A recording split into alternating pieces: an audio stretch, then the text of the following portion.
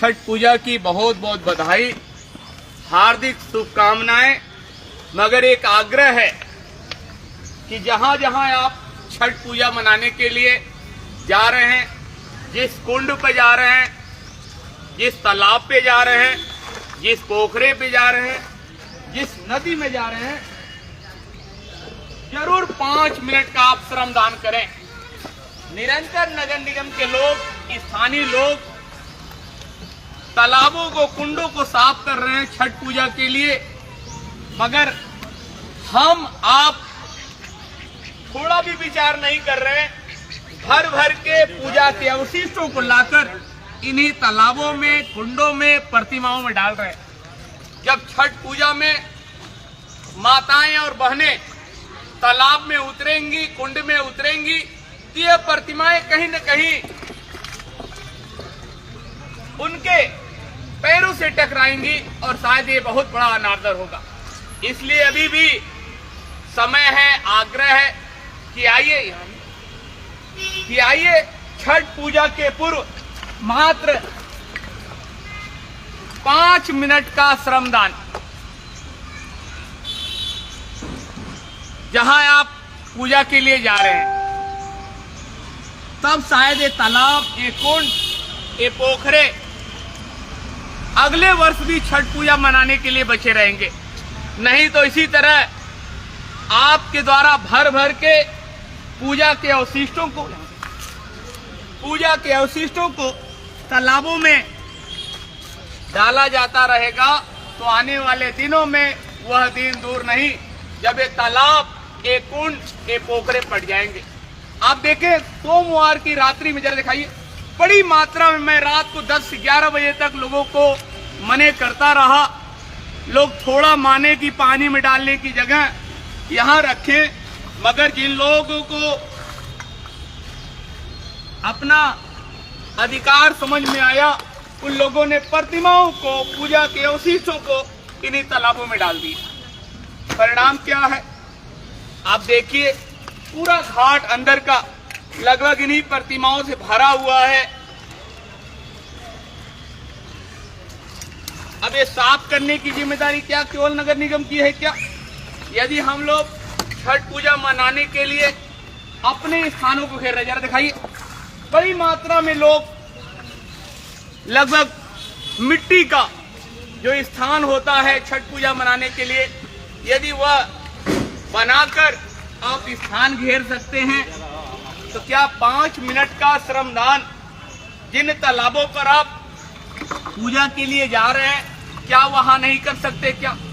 मैं आग्रह करता हूं, निवेदन करता हूं, प्रार्थना करता हूं, यदि हमारी आवाज आप तक जा रही है तो आप जरूर छठ पूजा के पूर्व 5 मिनट का श्रमदान जिन भी तालाब पर, कुंड पर, पोखरे पर आप जाएंगे छठ पूजा मनाने, वहां आप श्रमदान करें। और वास्तव में यह श्रमदान किसी पुण्य से कम नहीं होगा। आप माता जी वही रख दीजिए, वहां दुआ के रख दीजिए। निरंतर हम लोग प्रार्थना कर रहे हैं, आग्रह कर रहे हैं। देखिए, माता जी को हम लोगों ने कहा और बहुत विनम्रता पूर्वक उन्होंने कहा जल में डालकर हम निकाल देंगे। यही वास्तव में सांकेतिक विसर्जन है। निरंतर हम लोग सांकेतिक विसर्जन पर बल दे रहे हैं। और इस बार दुर्गा पूजा पे भी आप देखें तो लोगों ने सांकेतिक विसर्जन का पालन किया।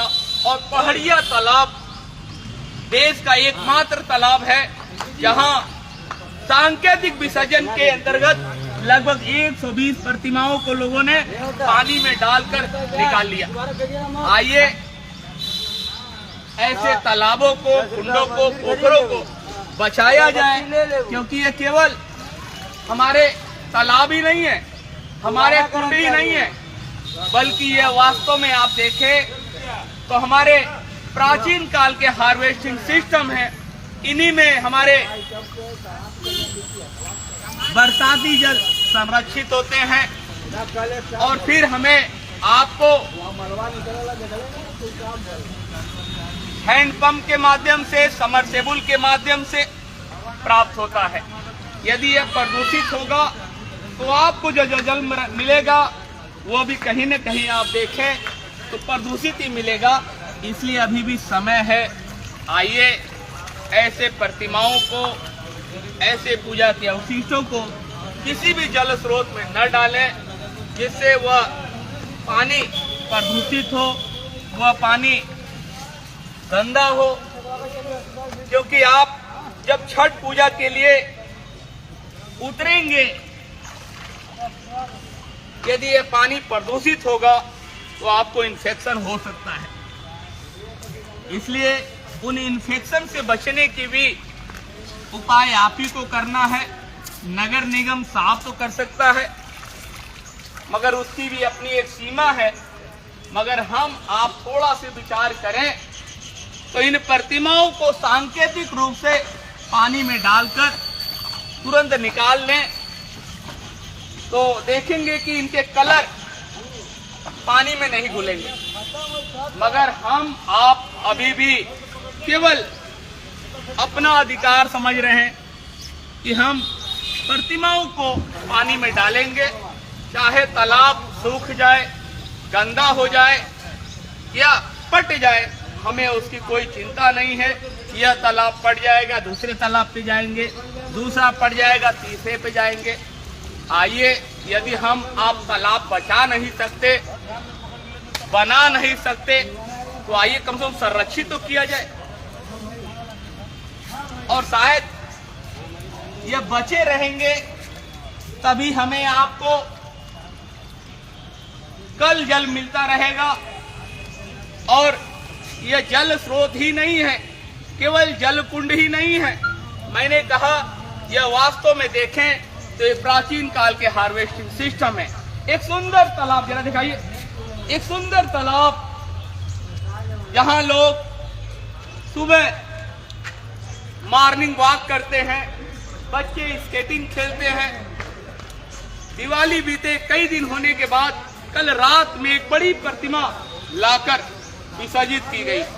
हम लोगों ने निवेदन किया कि आप सांकेतिक विसर्जन करें, मगर उन्होंने अपना कर्तव्य मानते हुए, अधिकार मानते हुए इन्हीं तालाब में उस बड़ी प्रतिमा को डाल दिया। एक तरफ छठ पूजा की बड़ी मात्रा में लोग स्थान घेरे हुए हैं और दूसरी तरफ हम आप सभी केवल तालाब कुंड को उपेक्षा के दृष्टि से देख रहे हैं। जब छठ पूजा मनाना हो, जब द्वितीया पूजा मनाना हो, जब लोलारक छठ मनाना हो, या ऐसे जो जल स्रोतों के किनारे कार्य है जिससे पुण्य की प्राप्ति हो, तो हम आप खोज ले रहे हैं।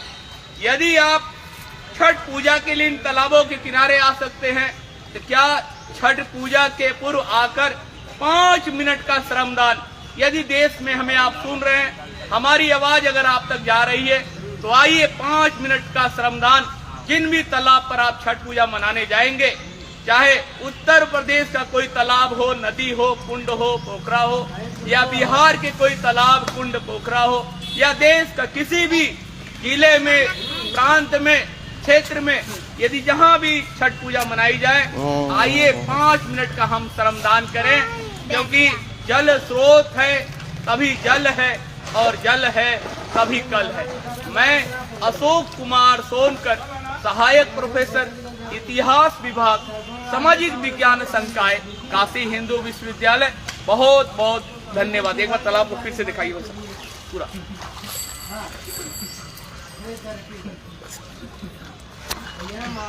माला पूरा फेंकाला हम।